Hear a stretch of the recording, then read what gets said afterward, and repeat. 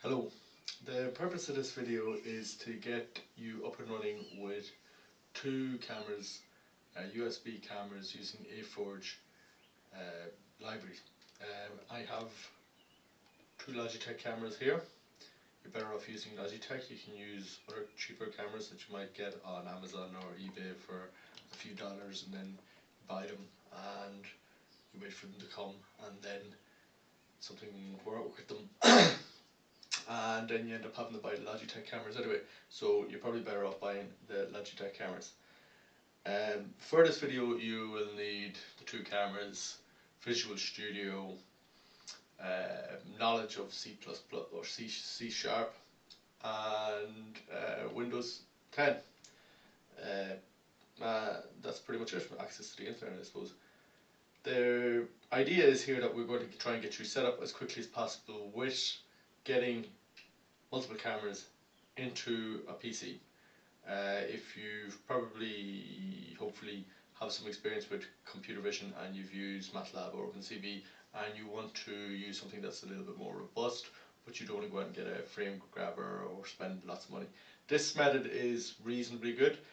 You still do have problems with the Logitech cameras balancing light, and then when you try and match up the two windows, the intensity values are not the same. The differences between the intensity values of neighbouring pixels should be similar, but yeah, it's not perfect, but it is a good intermediate way of doing things. The way I'm going to do it is I'm going to go to AForge, I'm going to download a sample that they have, pull out some of the code that you won't need, and then you'll be left with a system that just grabs video frames from two cameras and puts them out on the screen. So we'll get started. We go to AForge.net, and okay, right, that's not where you'll land. I don't know why. If you go to AForge, you'll land here, and then you go to AForge.net, and we're looking for samples, and we're looking for image processing, and we're looking for making a step to stereo vision. So getting the two cameras working. Okay, now we're interested in the source code, not the binary code. The binary code will probably or won't work for you because the binary this sample application is for the purpose of tracking an object, and that requires servers, which are motors, and you won't have that hooked to your computer, so the application just won't work if you have them. So we have to take the source and then modify the source. This might not seem like, you probably have gone and seen other tutorials before, and you build things up slowly over time on how to get things working. This is more of a quick fix, get it working nice and fast, make sure that everything works, and then you can start playing around with the computer vision tools. Okay, so we have it here. We're just going to copy it to where we're going to use it. Let me see. Okay, so I'm on the F drive.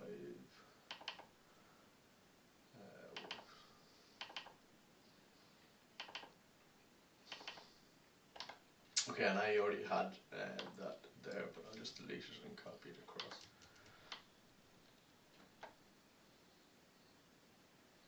Okay, so if we click in here, you'll see what is all the files pertaining to Microsoft Visual Studio project. So you can just click on Solution, and up should pop Microsoft Visual Studio. Okay, now it's just happened in the wrong screen, so I'll just drag it up when it's done. Okay, it's going to throw up a couple of windows at you on this, but you can be reasonably sure that this is small. There's no security issues really with it. Maybe in the AForge.net stuff, but probably not. Okay, so you have a project, and it does a thing.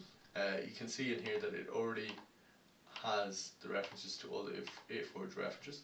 This actually has the fidget reference, okay, but we don't need that. So what we're going to do is we're going to hit play, and then we're going to let it break. We're going to pull out the code that we don't want, which is this. Okay, so class move camera form. Okay, so there's a form. This is WinForm system, so we have forms. Move camera form, we don't want that. That's to do with the controlling servos. So no, bye bye, delete. And then there would be references to that form from the main form, so we want to get rid of that, so we have to remove them. So we hit start again, let it run, find the errors, and we'll find our reference to that form right here. There'll be a button on the main form that you press to view that form, and then that code will get called using a method. This is that method, or event or action, depending on one of the various many ways you have of saying the same thing with C#. And then there is a little bit of functional code down here. We can remove that. I'm just going to hit save, and it still won't work because in the automatically generated code there are references to the form, and we're just going to delete all this. This is the actual button, details about the button that actually we won't, we'll just delete this one. We'll leave the button where it is, otherwise it messes up the form a bit. And the Microsoft Visual Studio WinForms represents its version of the GUI in its own representation, that it automatically generates a code. But when you delete something in its automatically generated code, a lot of the time it's able to reflect that in its internal representation of the GUI, which is pretty smart and brilliant. It saves a lot of time. Some of the other ones you had to spend ages synchronizing both the GUI representation and the automatically generated code, and if you made one little mistake in the automatically generated code, the whole project would just fall apart.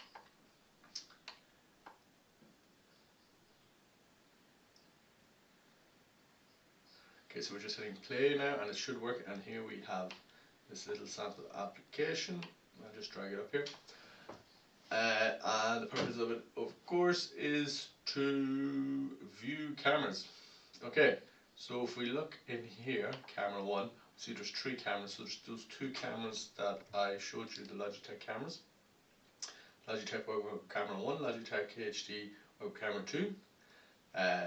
The little application is smart enough to be able to name those, and we'll see how that's done in a little bit. And it's the C270, which is a pretty standard Logitech camera. There's cheaper ones and more expensive ones, but the C270 is kind of mid-range, probably not anymore, but it suits my purposes. And it's identical over here. And then the last camera, of course, is just what I'm using to record this video. So we'll just start up the cameras just to see that it works. And if you've gotten this far and you have both cameras working, you know that you've can now do things, do image processing, and just getting to this point takes a hell of a lot of time if you have no roadmap. So the purpose really of this video is to show you getting to here. Hopefully it'll be an easy road for you, and everything will work.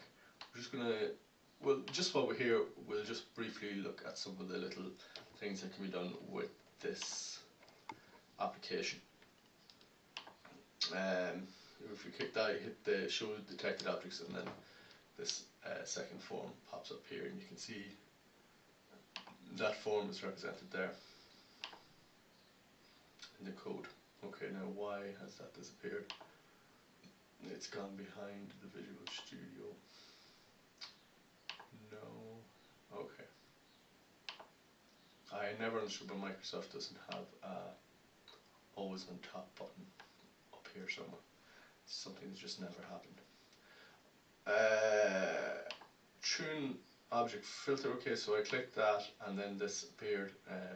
It's going to my primary monitor, and what this does is it just filters out pixels that aren't in the range of those in all three. You know, these are three ranges of colors each channel, and if it's not in all three, if a pixel is not in all three, then it doesn't show it over here. And it also, you know, has a bounding box that it uses. I'm not sure exactly what algorithm it uses to decide on the bounding box. There's, you know, a few different ways you can do it. So we can shrink these down and try and zoom in on something.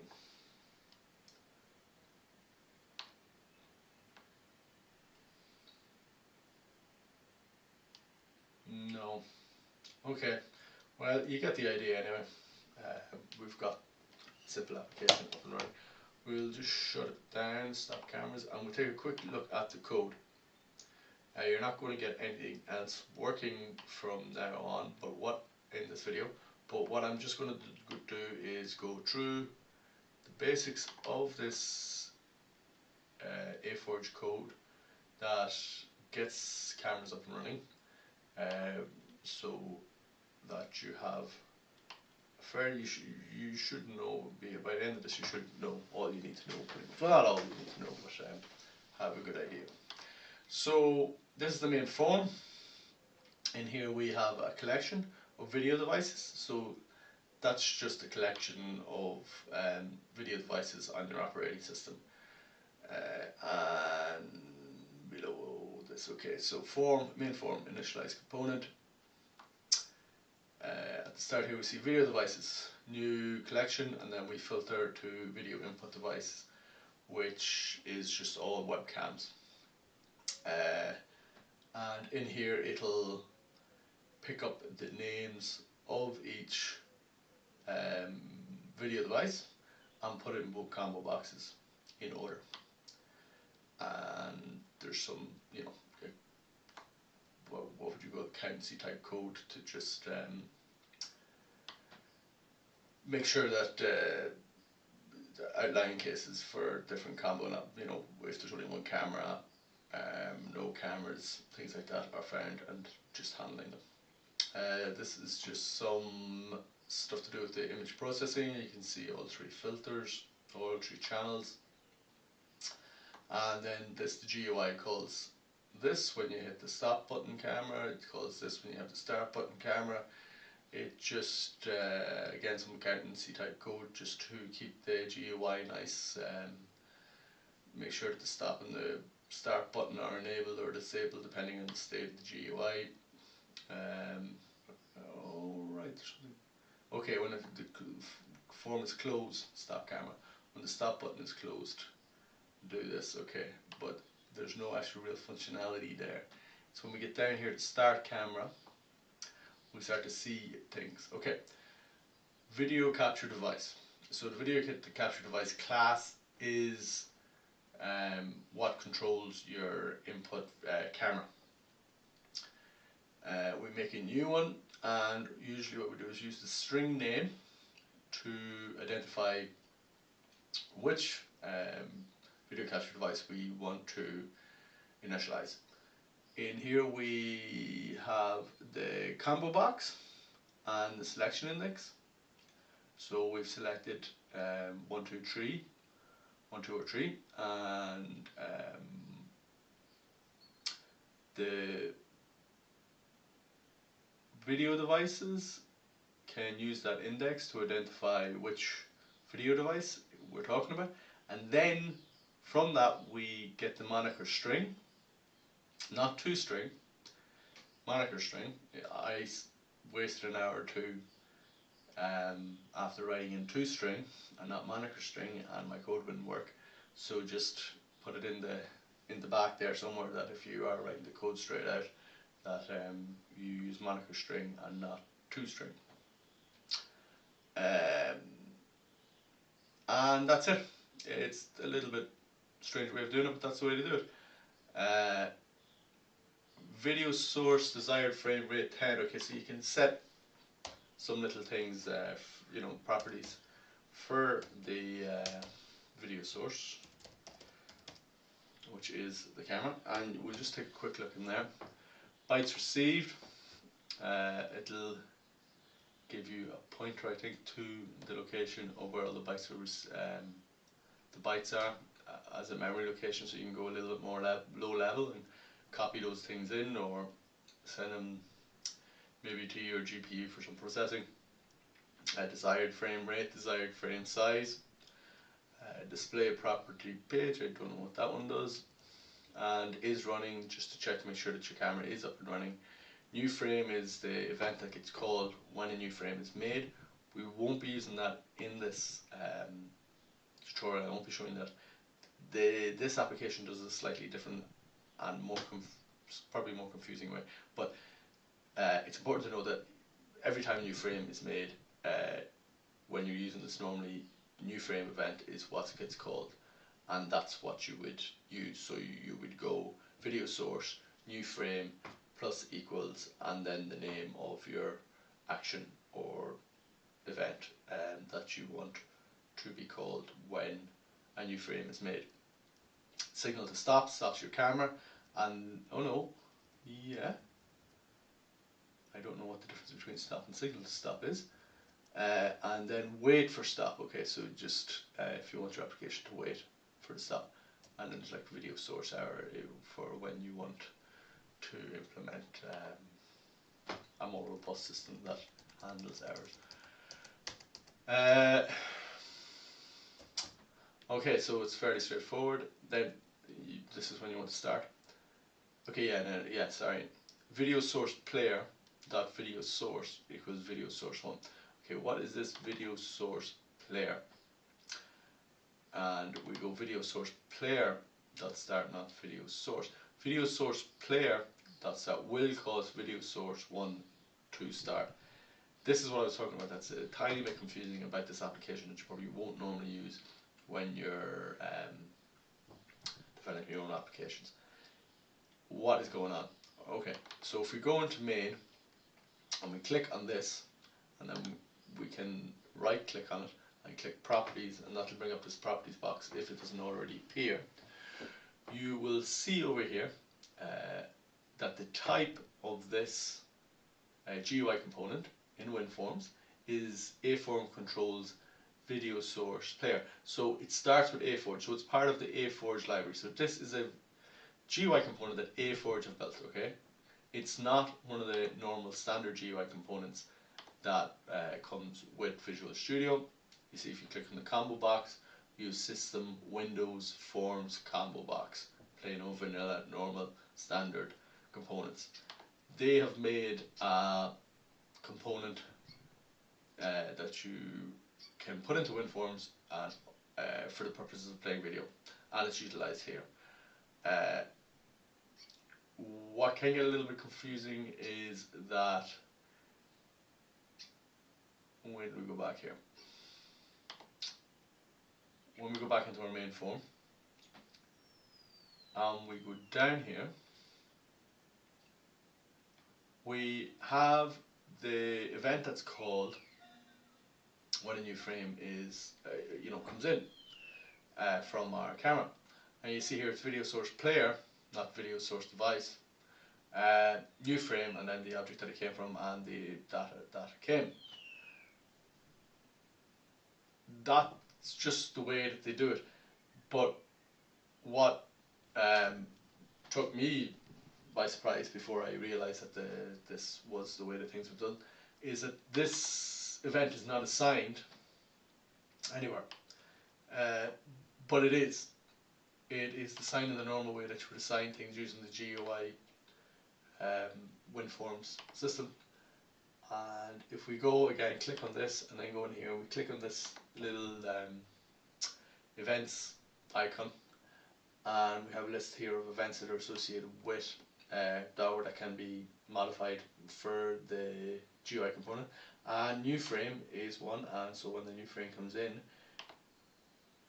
this is the event that gets called, and then the assignment of that event to new frame is done automatically in the automatically generated code. So it's just a little bit hidden, and don't let it throw you. Stop cameras, you know, signal to stop, wait for stop. It's good to do that. I have left these out in applications and have run them and then stopped them and then run them again, and I haven't had problems while I was using the Logitech cameras. But if you're using other cameras or some other driver, you know, you could have problems. Something similar to not shutting down your database allocations. When you start back up again, it might not work. So it's just good practice to close them up, free the memory, tell the OS that you're done with them. But that's kind of it. You can look through this code. It just does what it does. It's not really that interesting to us. That's it. So I hope now that you have managed to get your cameras working, and that you have some understanding of how the AForge library works. And it's kind of nice because you can repeat the code there and you can get 3 cameras working. If you want to get 4 cameras working, it can be a little bit difficult. Sometimes you have to fiddle around. The baud rate for USB 2 and USB or USB 3 isn't sufficient, and what will end up happening is you'll see a blank screen. So you might have to try and fiddle around and try and get a USB cable that's on a separate PCI address system, and you can fiddle around. And I've gotten 4 or 5 cameras working, but it's always a little bit, you know, it'll work on one computer and it won't work on another computer, or it might work at this resolution and won't work at that resolution, even though you've looked at it and done the maths on what the USB 3 or system should be able to do. It doesn't do it, so that's just life. And when you're playing around with these cameras, and they're not professional flame grabbers, you just have to accept that they're a little bit volatile. Okay, I hope you learned something, and this was useful. See you now, thanks.